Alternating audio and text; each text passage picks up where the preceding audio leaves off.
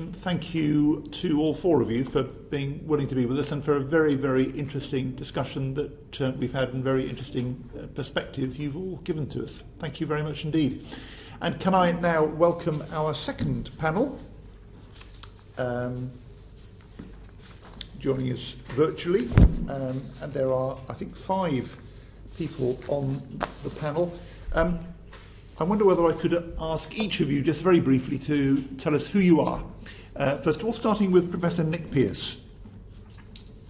So I'm Nick Pearce. I'm the director of the Institute for Policy Research at the University of Bath, and we do a lot of research into basic income alongside other research into the welfare state more broadly. Thank you. Dr. Malcolm Torry. Malcolm Torry. I was until recently a visiting fellow at London School of Economics and director of the Citizens Basic Income Trust in the UK.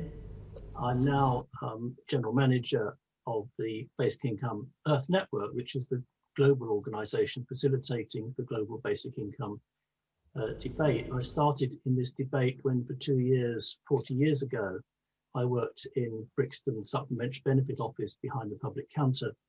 And since then, although for the vast majority of the time since then, as a full-time vicar in the Church of England, I have constantly researched the possibility of an unconditional income. Thank you very much. Anthony Painter.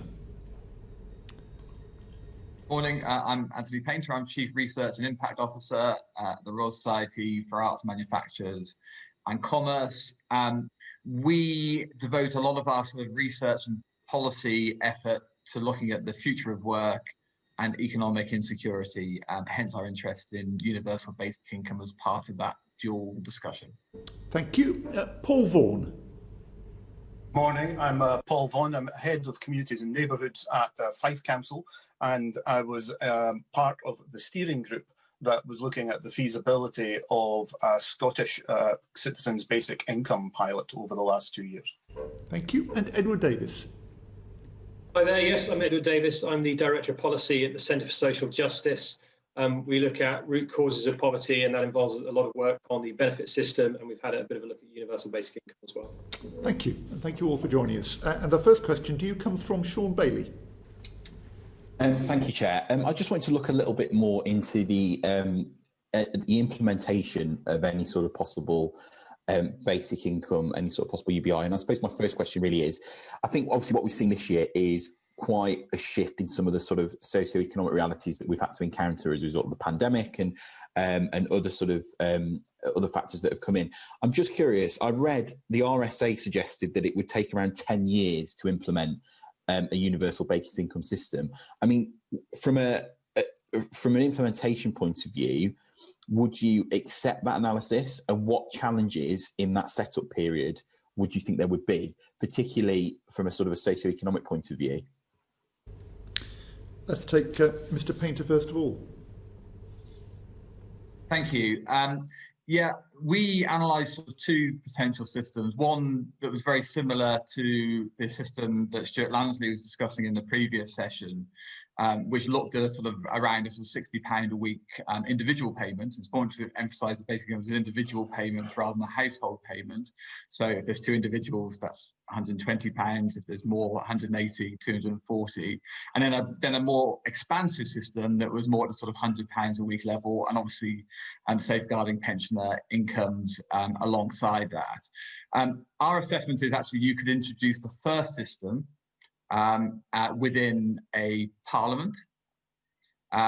There are universal payment systems already in operation, child benefits, basic state pension, and so on. And basic income has a simplicity once you have that universal register in order to make that payment. The longer term system, we think actually we're looking at a sort of 2 parliament, but it's not just about the technical implementation. It's about testing and understanding the system and building political and public dialogue around it, understanding how it's interacting with the labour market and the rest of the social security system and so on.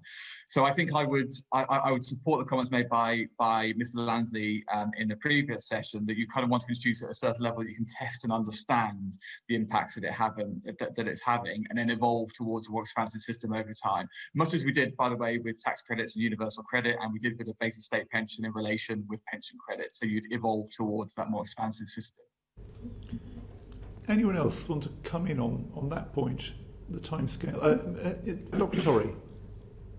The illustrative basic income schemes that I have researched and that are published by the Institute for Social and Economic Research are in many ways quite similar to the Compass scheme and the RSA schemes, but the approach is somewhat different in that I first of all establish feasibility criteria and then look for illustrative schemes that will fit them. And one of the important feasibility criteria that I set to begin each research project is that the scheme as a whole should make as few changes as possible to the existing tax and benefits system. And so you've built into the research project already the requirement that almost nothing else should change, except of course things like tax rates slightly, and the income tax personal allowance, national insurance contribution rates and thresholds, and means tested benefits in the presence of a basic income would automatically change their levels. So no change would be required structurally. And if you make that one of the criteria, then the illustrative schemes that emerge from the research project are those that would be very easy to implement. And as soon as an appropriate database could be constructed for the payment of the basic income itself, it would take very little time to implement a scheme. Okay, thank you. Sean, did you want to come back on that? So just so I'm understanding on that point, Chair, so am I right in thinking, just sort of going back to Dr. Torry, that really to implement a system like this, we would be leveraging existing systems that are in place in order to try and implement this in a timely way? Have I understood you correctly there? Yes, if you want to do it as rapidly as you could, then yes. Obviously, if you had an illustrative scheme that would make larger changes to the existing system, then you would be looking at a much bigger timescale. The illustrative schemes that I research would create infinitely less disruption to the current system than, for instance, the implementation of universal credit, because it would leave everything as it was, and in fact make the existing system much easier to administer, because one of the outcomes would be there were far fewer people on universal credit after you'd implemented the basic income. Okay, thank you. Debbie Abrahams. Sorry, Sean, were you?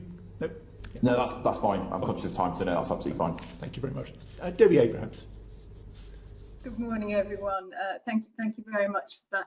So my questions are on evidence. As a former academic, that's very, very important to me. I'm very, very keen to understand the evidence in relation to pilots that have been undertaken. And I'm aware of the pilots in Scotland, and I know Fife is one of the areas that has piloted this. But can I take you back to what I was asking for the first panel? What evidence is there of the winners and losers in any pilot? I'm particularly thinking about disabled people. And what has been the impact in terms of reducing poverty and inequality? Thank you. Thank you. Mr. Vaughan, do you want to tell us about what's been happening in Fife? Thank you. I think I need to just put the record straight. First of all, there has been no pilot in Scotland. There has been no pilot in Fife or any of the other three local authorities, Glasgow, Edinburgh and North Ayrshire, that have been involved in this. What we have been undertaking over the last 2 years is the feasibility work to look at how you could run a pilot in Scotland. In terms, as part of that work, we undertook an extensive literature review of all the pilot work that had been undertaken was available to be researched.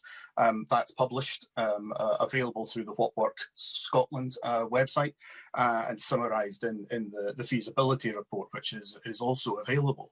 I think I think the overall view from those is that there has been no particular implementation of a full basic income within a pilot in sort of within a country comparable to the UK or in terms of the Scottish context, and that actually that is one of the main reasons for actually wanting to undertake a pilot work is to actually fill a number of the evidence gaps that come. I've been interested listening to the comments earlier from the previous panel, and while a lot of that is certainly argument that has been made, it is generally argument that is based on sort of academic thought experiments with modelling that has actually been undertaken rather than actually looking at how you could practically implement and what the practical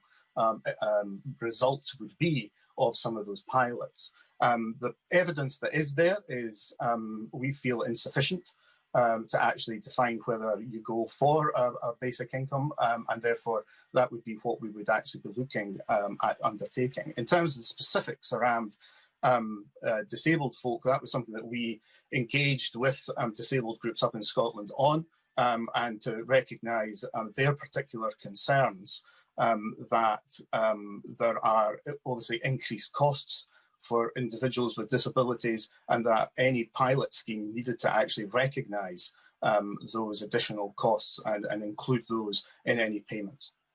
Can I just ask, what are the plans in Fife at the moment? Are you planning to introduce some things based on your 2 years' work? So from the feasibility study that we've done, it would not be possible for a Scottish local authority or it would seem the Scottish Government itself to be able to actually implement a pilot of basic income, at least not in the way that we have defined the model that we saw as our preferred model.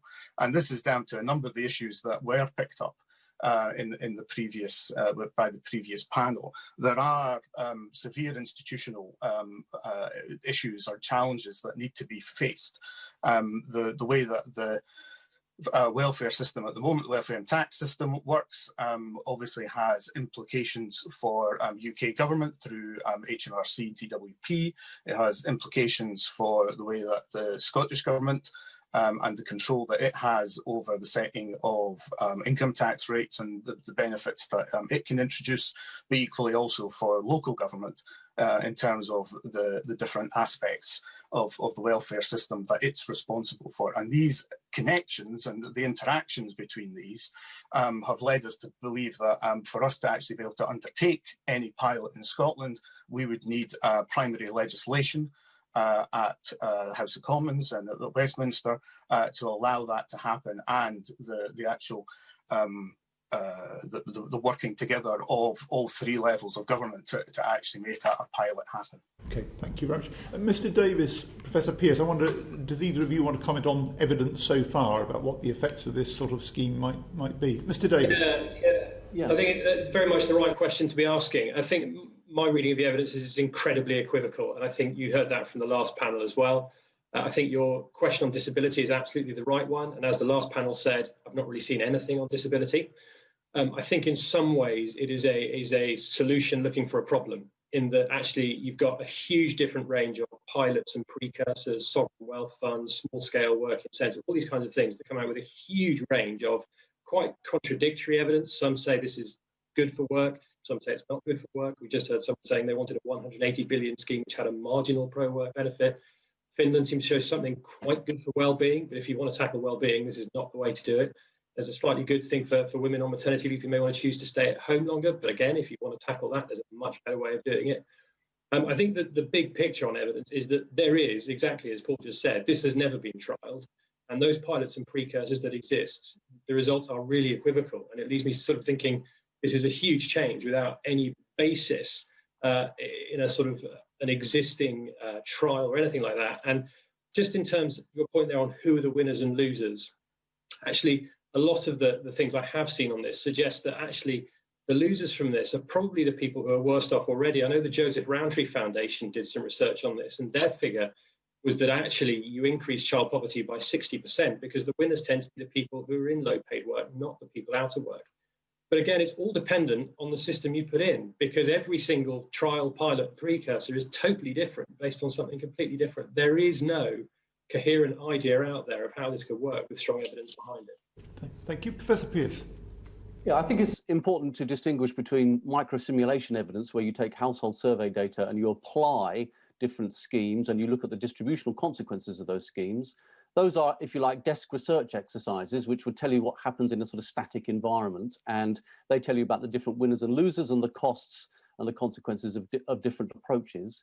The real world pilots we have, I think it's important to say that there's a big difference between countries that have trialed forms of basic income that have underdeveloped or minimal forms of welfare provision currently. So pilots in India, pilots in Kenya, Uganda, and places of this kind, where basic income can be seen to have very beneficial effects because you're not bringing it into a system where there's already a welfare state developed.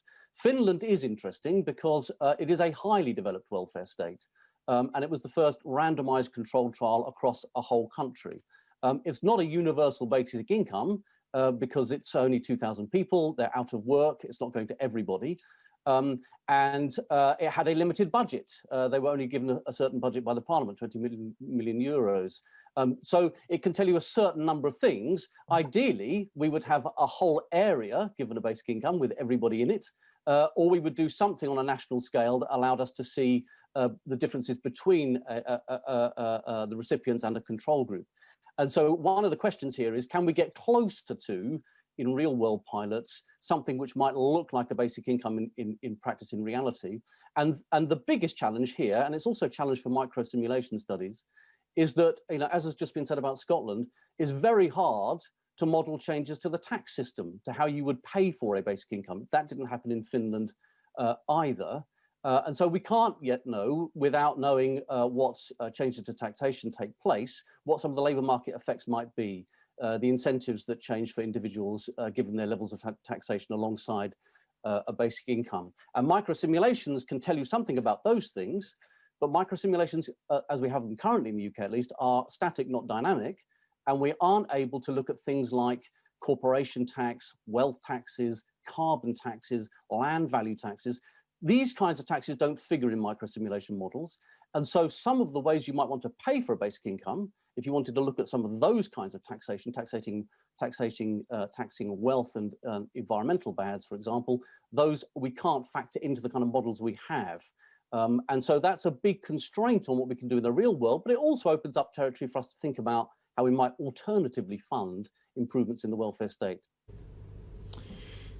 Thank you, Debbie, very much. We are coming very close to the moment for the 2 minutes silence in a minute or so. I'm going to come to Chris Stevens next. I wonder, Chris, you might just have time to set out your question and then we'll come back to the panellists after the silence. Yeah, thanks, Stuart. Just quickly, just to ask the panel, how long do you think a pilot scheme should operate for? That'll be my first question. Thank you. Okay, thank you. I think we are now very close to 11 o'clock, so the bell will go at 11 o'clock to mark the start of the 2 minute silence. We'll observe it, and then the bell will go again, and we'll resume our discussion. Thank you all very much.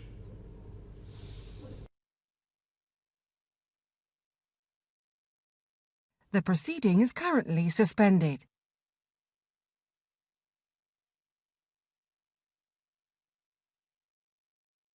The proceeding is currently suspended.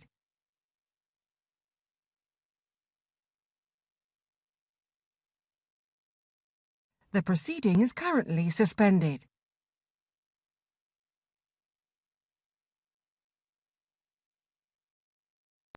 The proceeding is currently suspended.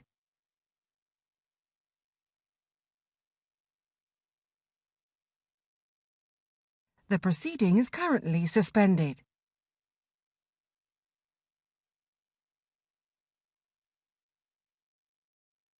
The proceeding is currently suspended.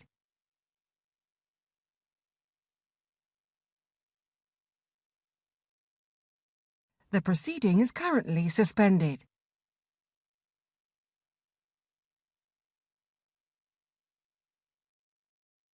The proceeding is currently suspended.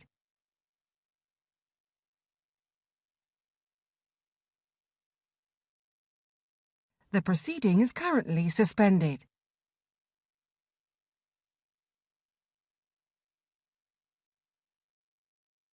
The proceeding is currently suspended.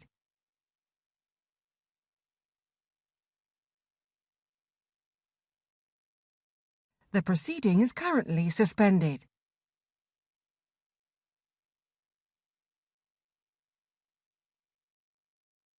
The proceeding is currently suspended.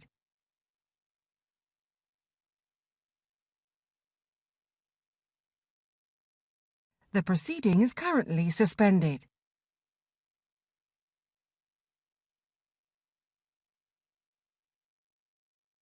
The proceeding is currently suspended.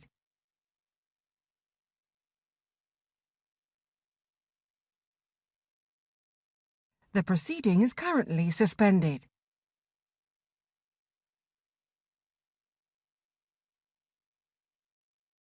B. Anyone want to comment on that? Yes, from Fife. Go ahead. Thank you. The preferred model that we have worked on up in Scotland is a 3-year pilot. We looked at that. We felt that over that length of time, there are a number of short-term outcomes that we would expect to be able to see with any particular pilot. I think not just in terms of the length of the pilot, but how it is actually constructed becomes actually very important.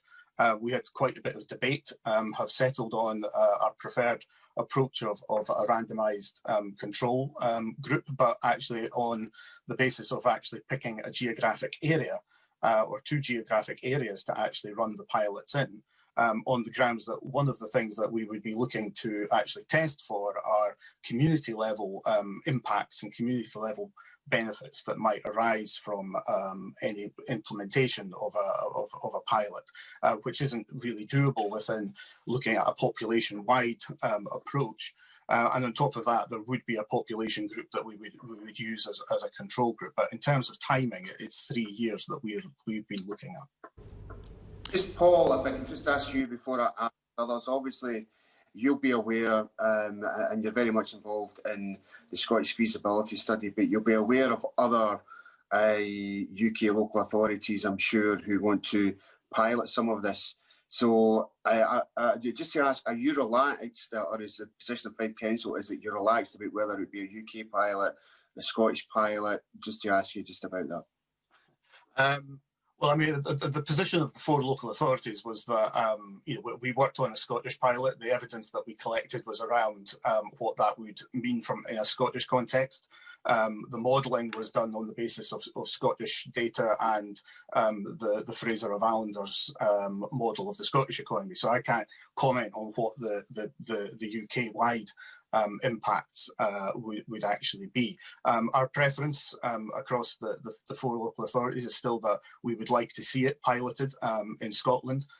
We have done, I think, a fair amount of the legwork that's actually required to actually get this established, and we've highlighted where the changes now need to happen for that to happen. But it's on the basis that the pilot would fill these evidence gaps to decide whether you did in the future want to go ahead with a broader scheme. Thanks, Paul. So just to recap for the others, how long do you think a pilot should be? And maybe if they could maybe give us a view about the Scottish feasibility study, what they think about that, the impacts on Future at Work. Maybe start with Dr. Torry, if I can, Chair. Thanks. Yes, thank you. There's always a problem with pilot projects because in terms of employment market activity, during the project, if it's of a fairly short duration, then every worker's eyes will be on what happens at the end of it rather than what happens during it. And so employment market behaviour may not change anything like as much as it would change if there was to be a permanent basic income scheme. And that's a problem that we can't easily solve because a pilot project by definition has to have a defined length because you need to stop it and then evaluate it. This is why there are now some Kenyan pilot projects going to be running over 10 years in order to try to capture some of the longer term employment market and enterprise effects. I think probably the Scottish approach is the right compromise under the circumstances, because if it's too long, then you're trying to run something that you would want to run permanently if you could, and you then need to keep on managing and paying for a relatively small project. You do have to stop it at some point, and I think 3 years is probably about right. There is one point I would like to make about pilot projects and their relationship to microsimulation, which is the research tool that's used at the Institute for Policy Research that I use and that Howard Reed uses for Compass. That is, it is effectively a pilot project because it uses real world data from a vast sample of the population and puts it through computer programs that model the tax and benefits regulations of the UK. We are in fact running a whole country pilot project. We don't need to run pilot projects to discover the immediate financial and fiscal effects of a basic income scheme. What we need pilot projects for is employment market effects, because at the moment, pilot projects are the only way to evaluate those.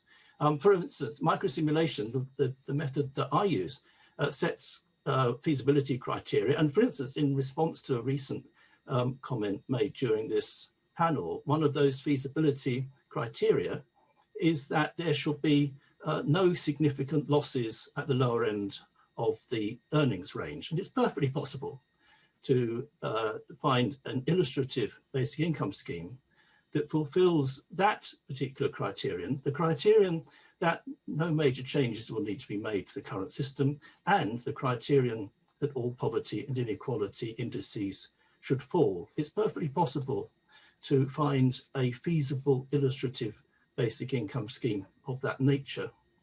One further question I've got about pilot projects is this. We are assuming that there is this gulf between the concept of a full basic income for a whole country and a pilot project in a particular place. There are other options, and these have been researched, and one of those options is to implement a basic income scheme for a single age cohort. And there is research on this possibility, starting with a full country single age cohort of, for instance, young adults, and seeing how that worked. And then they keep it if it works well. And so you roll out a basic income scheme for the whole country. And there is already evidence from a pilot project in Korea on such a single age cohort basic income in a province. There is a wide variety of experience out there. And if ever this committee or the government wish to take a longer look at these issues, then clearly we'll be very happy to help with that. Thank you. Thank you. Anyone else want to comment on how long a pilot ought to be and what's proposed in Scotland? Yes, please go ahead, Mr. Painter. I think they've come up with a good compromise of 3 years. What I would say is you don't want to sort of set a pilot running, then just sort of have it sort of sink into the background of public policy discussion and debate. One of the key reasons to have a pilot is so the public engages with notions of UBI and the impacts it's having. What I would say is in the basic income-like pilots there's been no perfect pilot up until this point, is that the early stage impacts have tended to become accentuated or reinforced over time. Now, this can work both ways, of course, because one of the things you want to do in a pilot is understand if there are very negative impacts straight away that you haven't picked up in microsimulation or a review of the evidence as presents itself in previous pilots. But what we saw in Finland, for example, is that the impacts after 1 year, and the biggest impacts self-reported impacts were probably on sort of mental health, lower levels of anxiety, greater trust in institutions. At the end of year 2, they were still there. The employment effects were still minimal, and they were minimal at the end of year 1 and at the end of year 2. In other experiments, for example, the one that ran for 5 years in Davies, Manitoba in the 1970s in Canada, you started to see those community level effects that Paul Vaughan was talking about. So, for example, young people staying in education longer. The hypothesis there is that actually this was a mutually reinforcing impact, that people started to influence each other, and in our base of having this sort of cash payment, it opened the possibility of staying in education. And so there's a sort of social effect and to stay in education longer. We have seen positive health impacts, particularly on mental health and well-being. And again, such as the pilot in North Carolina, these have become reinforced over time. So in effect, you don't expect the sort of direction of travel to change abruptly. I think 3 years is sufficient, but even at the end of 1 year, you'll be able to see some of the immediate impacts and start to understand and get the public engaging with some of those positive and negative impacts of UBI. Thank you. Anyone else want to comment on this? Professor Pearce.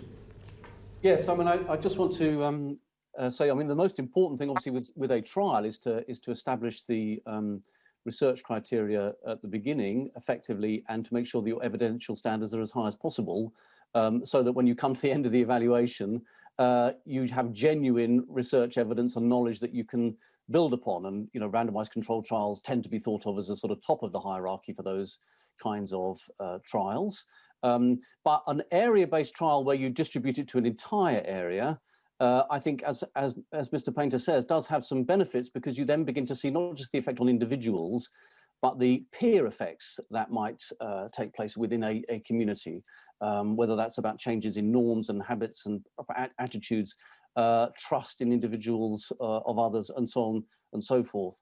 And one final point is that although it's not a basic income scheme, it's, if you like, a cognate of basic income, which is minimum income guarantees. You talked a bit about that in your first session this morning. Spain has just introduced a new minimum income guarantee. It retains, obviously, lots of means testing for different kinds of households, payments made on the basis of household characteristics.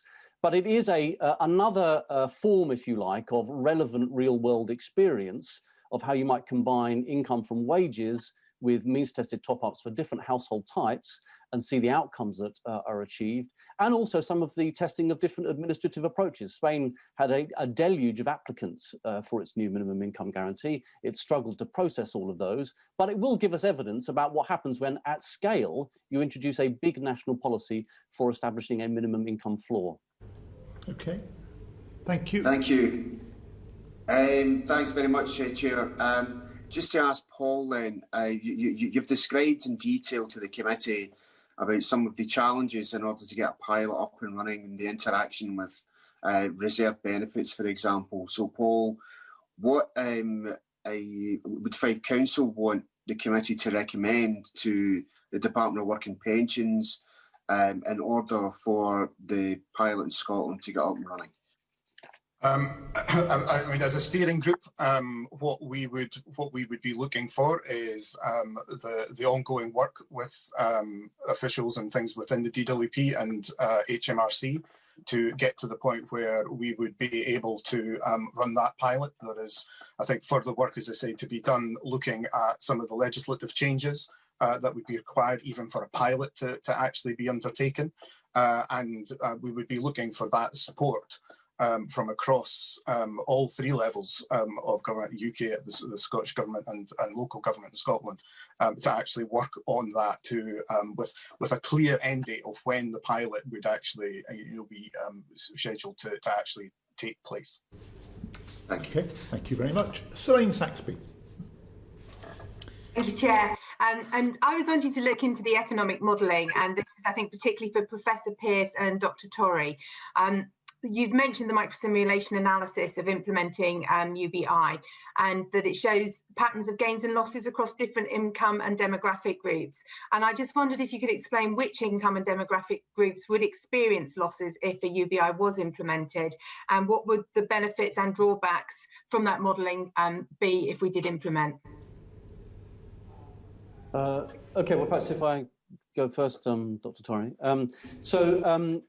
We at the Institute for Policy Research at the University of Bath have modelled lots of different schemes set at different levels, and the impacts on different households and the distributional impacts across the population and the costs and benefits vary obviously considerably depending on the level at which you set the basic income, what you then do to other benefits if you leave benefits as they are, whether you withdraw them, whether you retain disregards for a basic income or not, and then, of course, the taxes that you raise to pay for a basic income if you wish it to be revenue neutral. And so you have very, very different consequences for those kinds of schemes. And broadly speaking, the higher the level of the basic income, the more costly it is.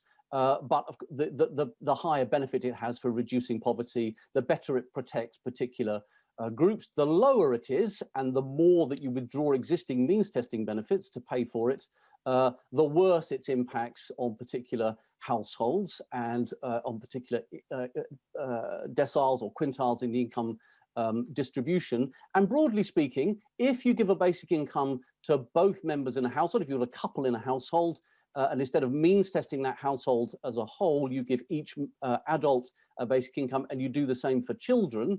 And if you then add some disability premiums or keep disability payments, those kinds of schemes are going to be very, very progressive.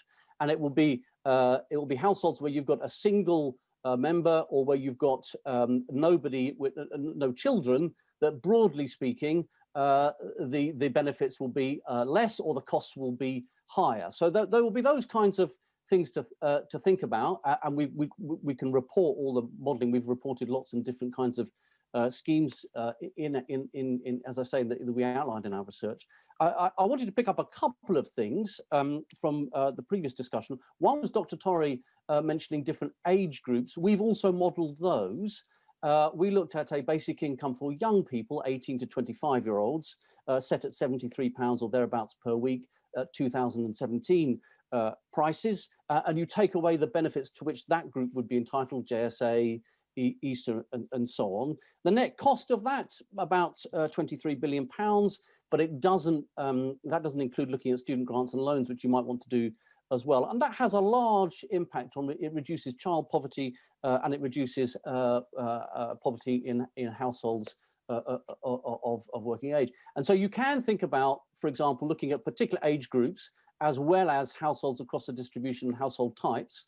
And of course, we do have something approaching a basic income for pensioners already with the new single tier state pension. Over time, that evolves to looking like something like a basic income. And just finally, if you take the sort of simplest scheme, if you like, which is to, we replace the personal tax allowance with the implied tax saving, again, at 2017 prices and rates, something like £2,200 a year.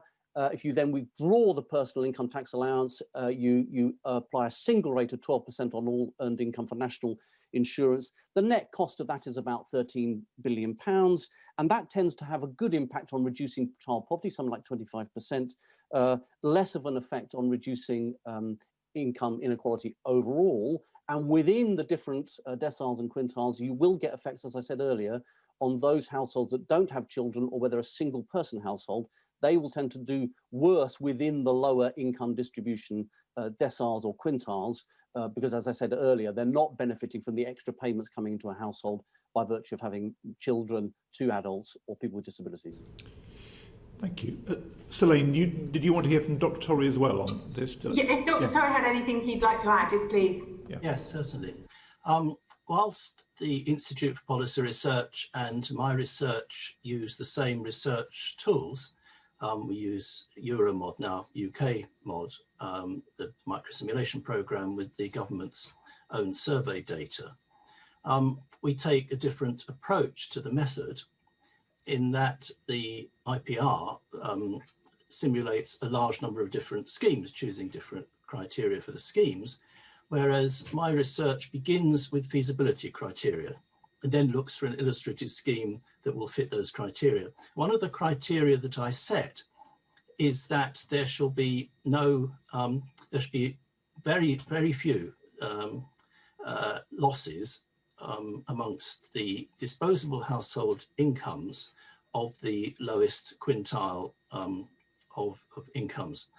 And the difficulty of achieving 0% losses is that the current tax and benefit system is incredibly complicated, and the household circumstances are extremely complicated. If you make any change at all to the tax and benefit system, you will get losses among some households, including those with relatively low incomes. The illustrative scheme that I've researched earlier this year that fits all of my criteria for feasibility in the working paper that recently published by the Institute for Social and Economic Research, just 1.34% of the lowest quintile of household incomes suffer losses of over 5%. It's almost impossible to get any kind of level below that because of the complexity of the system. That's an extremely good result. And so it is perfectly possible. And that's a revenue neutral scheme that raises income tax rates only slightly and also retains a certain level of income tax personal allowance. Okay, thank you. Soleil, that cover it? Yeah.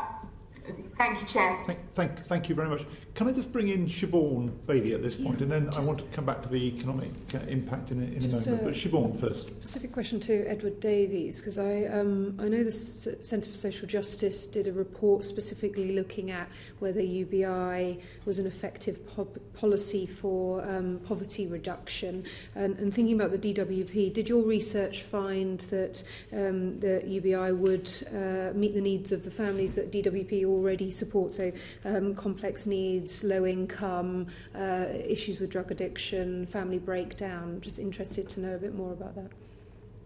Yeah, I mean, that's an incredibly good point. I think the entire sort of premise of this conversation, and frankly, too much of the conversation of the whole of Westminster is predicated around poverty being simply about money. And this idea that if we get the money level right, if we give a bit more to that, this, that, or the other.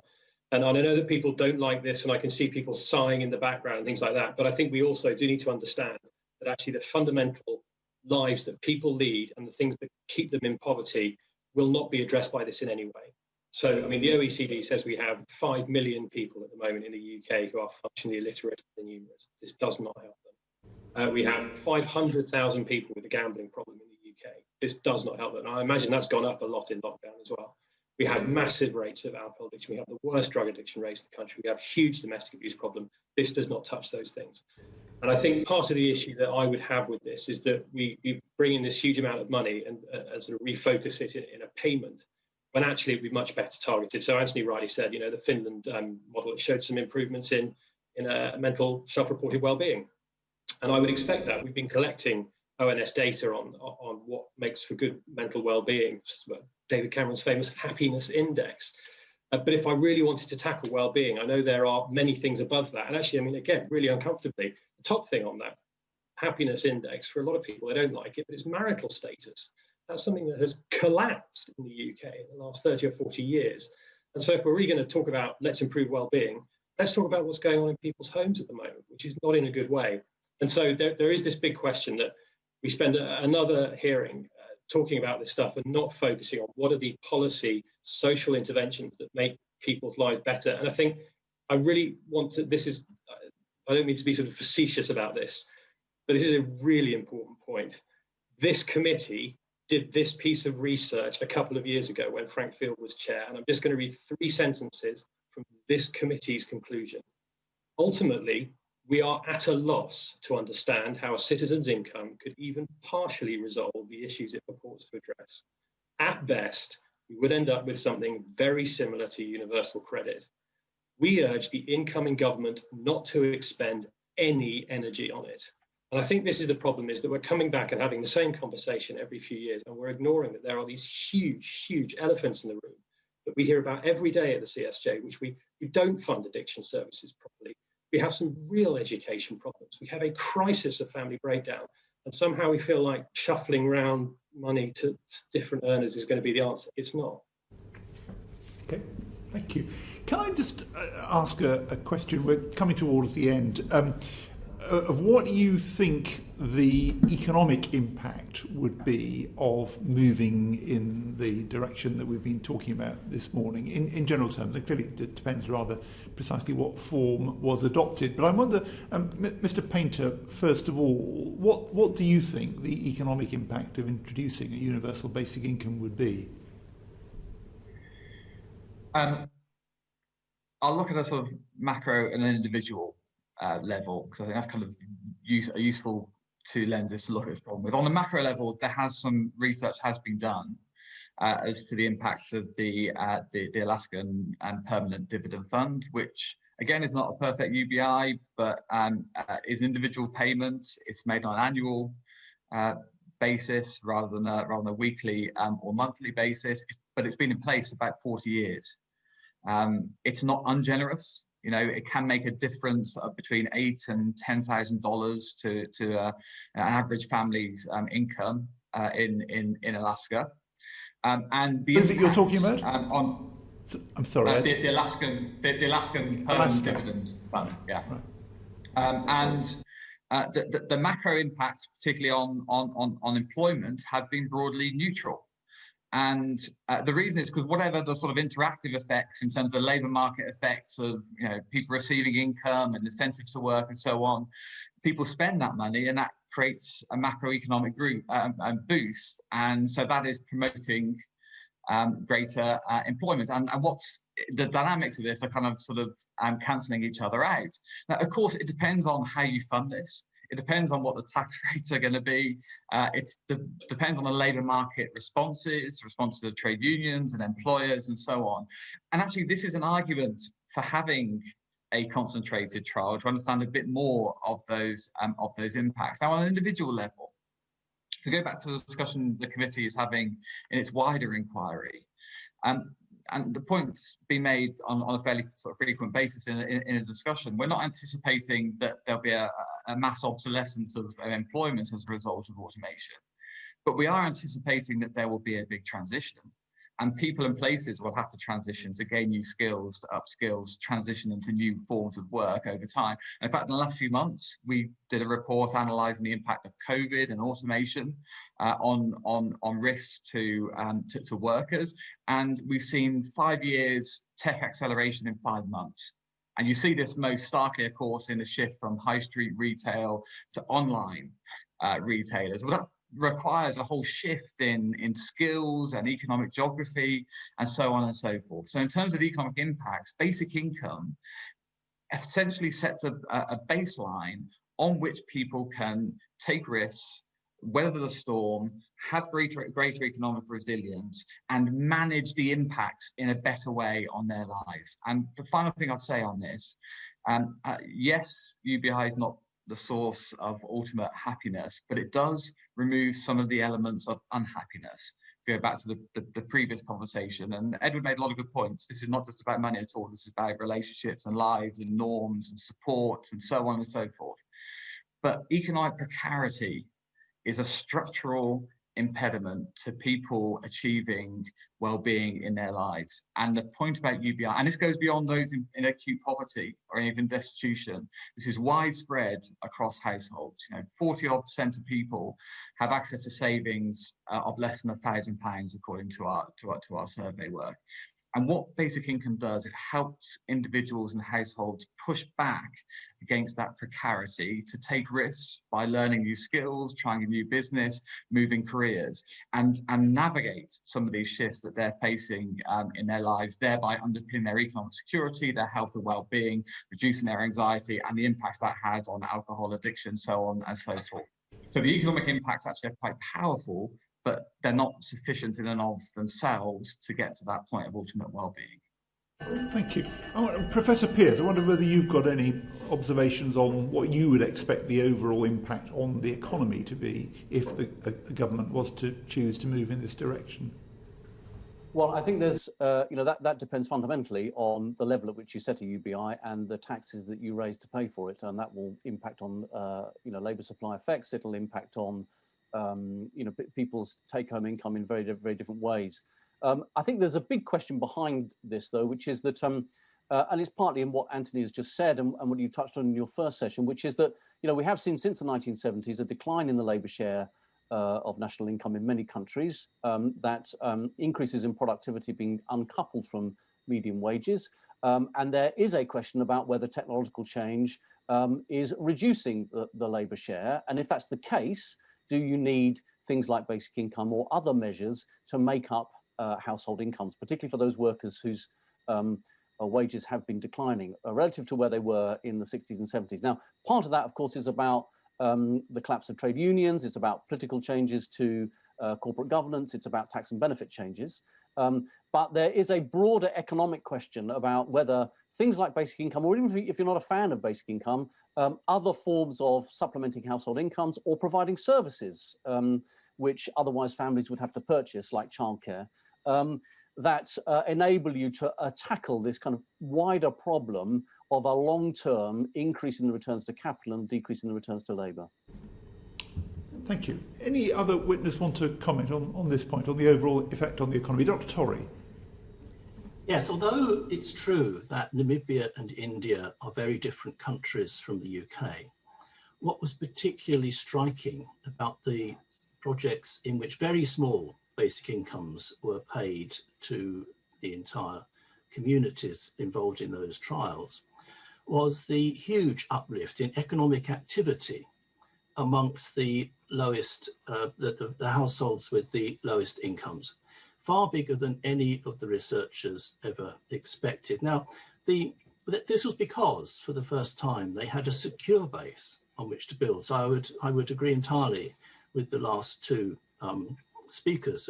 It is the security of income that matters just as much, and possibly even more, than the net level of a household's income, which is of course important, but so much is now so insecure that a solid layer on which people could build would be so valuable. And in relation to Mr. Davies' point, my experience, and also the experience of those projects, is that that secure layer of income had significant social effects. These are not disconnected things.